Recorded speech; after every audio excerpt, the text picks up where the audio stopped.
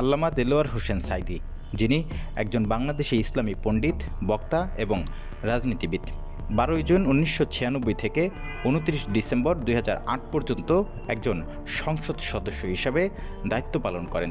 সেই সাথে সংসদীয় দলের উপনেতা হিসেবেও দায়িত্ব পালন করেন তিনি। 2023 সালের 14 আগস্ট রাতে হৃদরোগে আক্রান্ত হলে বঙ্গবন্ধু শেখ মুজিব মেডিকেল বিশ্ববিদ্যালয়ে চিকিৎসার উদ্দেশ্যে আনা হয় মাওলানা সাঈদীকে। তবে রাত 8:40 তার মৃত্যু হয় বলে জানিয়েছেন হাসপাতালের পরিচালক brigadier general doctor Rezaur Rahman.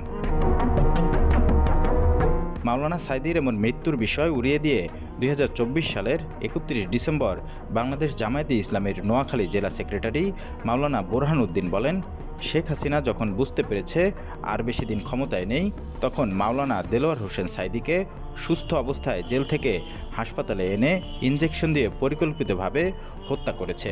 সেই সাথে তিনি আরও বলেন, হাসিনা জামায়াতকে টার্গেট করেছিল, কারণ হাসিনা বুঝতে পেরেছিল যে জামায়াত এই দেশে কাজ করলে হাসিনার দেশবিরোধী কাজ এই দেশে টিকবে না।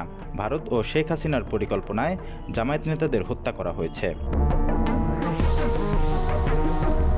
নোয়াখালীতে অনুষ্ঠিত কর্মী সম্মেলনে প্রধান অতিথির বক্তব্যে তিনি আরও বলেছিলেন, বর্তমান সরকার ফ্যাসিস্টদের বিরুদ্ধে কিছু করতে গেলে কারো কারো মায়া কান্না হয়। এ দেশকে নতুনভাবে তৈরি করতে পরীক্ষিত দেশপ্রেমিকদের ক্ষমতায় বসাতে হবে, আর পরীক্ষিত সেই দেশপ্রেমিক হচ্ছে বাংলাদেশ জামায়াতে ইসলামী।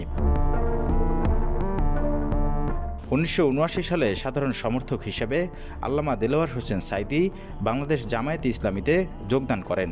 1989 সালে বাংলাদেশ জামায়াতে ইসলামীর মজলিসে শুরার সদস্য নির্বাচিত হন। সর্বশেষ তিনি বাংলাদেশ জামায়াতে ইসলামীর নায়েবে আমিরের দায়িত্ব পালন করেছেন।